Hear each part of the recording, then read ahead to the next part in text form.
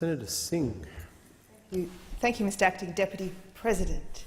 I rise to contribute my remarks to this Marriage Equality Amendment Bill 2013, and I do thank Senator Sims for bringing this debate on today, and I will indicate at the outset my support for this bill.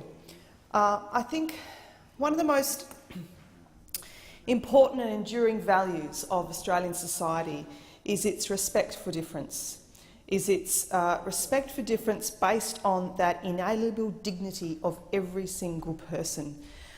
And I think when we talk about that dignity, it's about a dignity that is equal amongst people. Equal amongst people means it persists regardless of race, of colour, of creed, of gender, of sexuality, or of any other arbitrary distinction that we might make. And so we recognise this dignity by allowing all people to have equal opportunity to realise their dreams and equal access to community life, in cultural expression, in work, and in the kind of ambitions people can pursue. However, when we look at the legal definition of marriage, as it stands, it denies same-sex couples, gays and lesbians, the dignity that Australian values would rightly accord them. Now, I do want to go to where the Australian community currently stands on this issue, because there is an overwhelming amount of support for marriage equality in this country.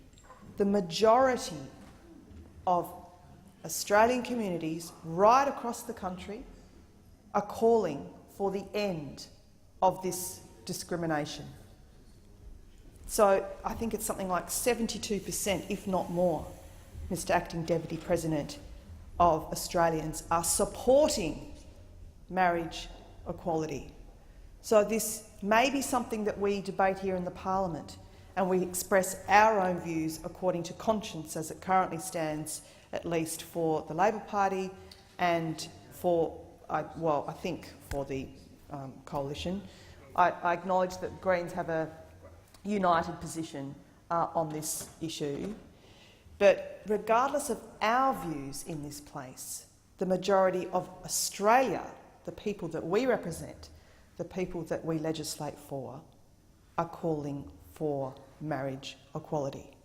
Now, that in itself means that we need to reflect on our own views, but reflect on the people that we represent and listen to them.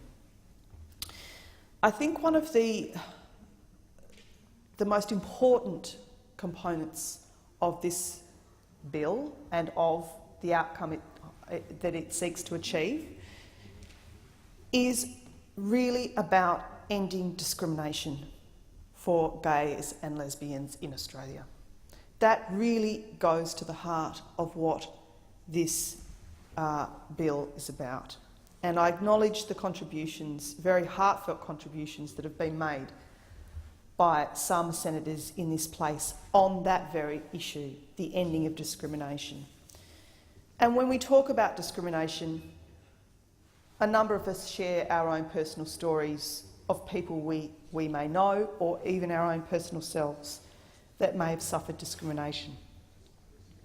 For me, I have a dear friend who has been suffering discrimination, he and his partner, based on their sexuality for some 7 years now, by their neighbour.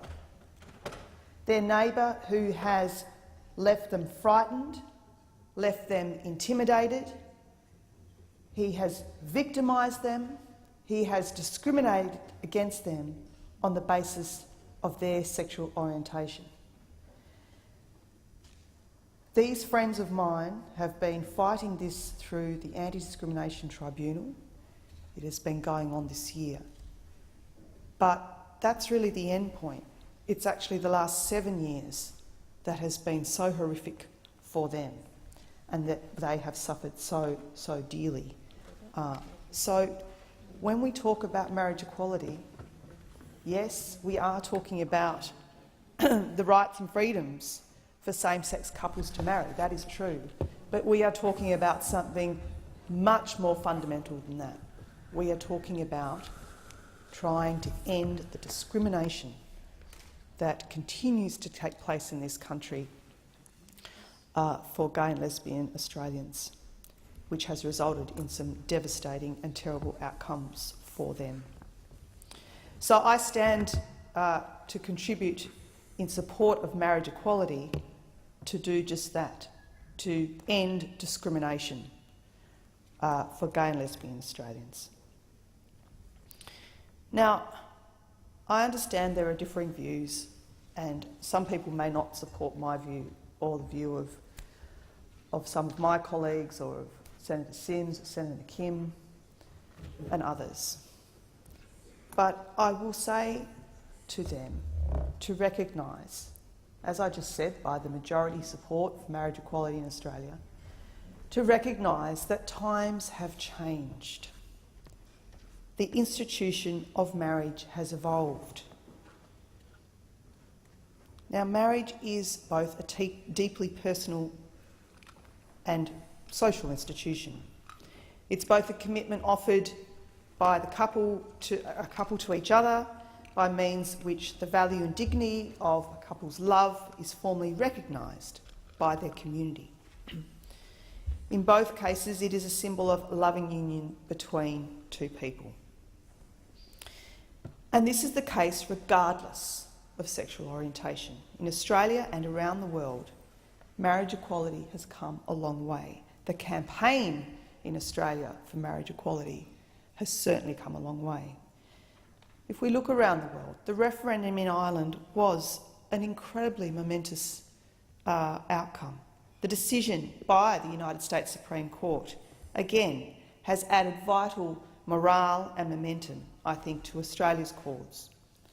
And in the words of Justice Anthony Kennedy, when he delivered the opinion of the United States Supreme Court upholding the constitutional right of same-sex couples to marry, I think it rang true here in Australia when he said, "We continue to deny the dignity of gays and lesbian couples and the dignity of their love. I believe it is discriminatory and incompatible with the expectations of an equal society." Now that really says it all for me. I remember that day when that decision was handed down and those words of Justice Kennedy were shared and beamed all around the world. He touches very much what I was remarking on earlier when I talked about discrimination, when I talked about the dignity amongst each others to be equal, regardless of our sexuality, regardless of our race, regardless of our colour, regardless of our gender. I think that successful referendum in Ireland, in some would say is a staunchly Catholic nation, demonstrates the dramatic change in attitudes and the need in Australia too for equality. And of course then there's our dear neighbours New Zealand, as well as our other countries such as in the UK, the Netherlands, South Africa, Denmark, Belgium, Brazil, France, and many more have recognised the importance of marriage equality. Unfortunately, I didn't get to go to a dear friend's wedding recently because he and his partner, his now husband, had to go to New Zealand for their marriage, and my calendar didn't permit, my time didn't permit me being able to get on a plane and go to New Zealand to celebrate their wedding with them. It was again another reminder that they should not have had to leave Australia to be married. They should have been able to be married here with their friends and their family. Mr. Deputy President, I joined over 1,200 Tasmanians in Hobart in August to call on the government to allow our parliamentarians to bring marriage equality into Australia. Now, that rally in the City Hall in Hobart may have seemed small by mainland standards, but on a gusty Hobart day, it was packed, and the sentiment rang through that very packed City Hall with supporters spilling out onto the streets. Rodney Croome from Australian Marriage Equality spoke passionately that day on the need for change. He has been such a staunch advocate for so long to end discrimination for gay and lesbians in this country, and that goes as well to his incredible support for marriage equality. And he said, "It is time for us to stand in defence of values we hold dear: love, commitment, family, equality, fairness, belonging." He said, "Guided by those values and standing together as we do here today, we will succeed." I think everyone's heart was absolutely touched from Rodney's contribution that day. But I was joined with others. In fact, Senator McKim, were you a senator then? I think yes. Senator McKim was there and contributed that day as well. But as did an acclaimed singer and songwriter, Monique Brumby, who I'm sure is familiar to a number of senators in this place. She spoke of her experience. She said, "Growing up in Tasmania as a gay woman, I felt very ashamed of a lot of the time. I was made to feel like I was not equal to other people, and I felt depressed. And I see a lot of young people, people of all ages, who feel like this today." She said, "I feel honoured and privileged to be part of a history-making in Australia where I feel we can get these laws changed. And the mere fact that we are all here and the fact that the support for marriage equality in Australia is set at 72% is very encouraging. It's an exciting time."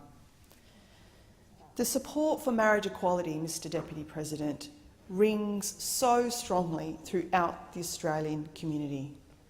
The only thing really left blocking this from becoming a reality is certain people in this place not supporting it. So I guess I ask those people to reflect on their position,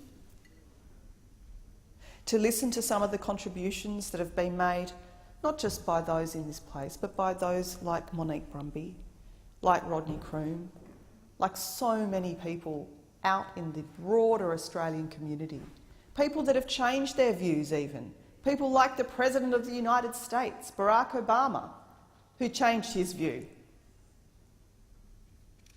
because they recognised that, yes, times have changed, but that this was about something else.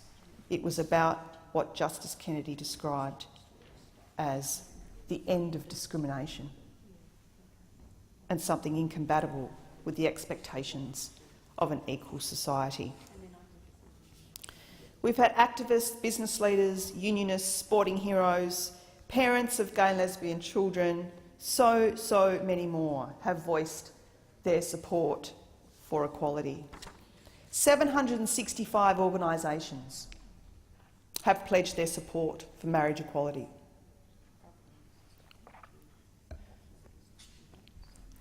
And the negative message that is sent out by discrimination in marriage fosters prejudice, the unequal treatment against same-sex relationships in the wider community is something that I can't stand by and continue to see happen in this country.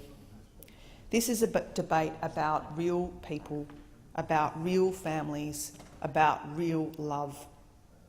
We must send a message of acceptance and of belonging to all Australians, to every kid who struggles with their sexuality, to every parent who is concerned that their child will bear the brunt of homophobia, and to the children of same-sex couples themselves, to all of those who suffer from discrimination based on their sexuality. Now, I would like to just acknowledge some of the practicalities that, or I should say blockers to this coming reality that have been raised by Senator Sims in his contribution. One of those, of course, is what the government has put forward as having a plebiscite. Now, I understand there was a Senate inquiry, and that Senate inquiry showed very clearly, among other things, that it would be some $160 million of taxpayers' money to have a plebiscite on something where 72% of the Australian community have already said that they want marriage equality. So that is, it is not a practicality, it is simply impractical to go down that pathway. We can get on and do this now, and in fact a lot of people that aren't particularly interested perhaps in the institution of marriage even, say to me, oh, I just wish Australia would get on and do it. I just wish Australia would pass this legislation and get on with it. That's really the attitude of a lot of people. They want us to move with the times and to end this discrimination.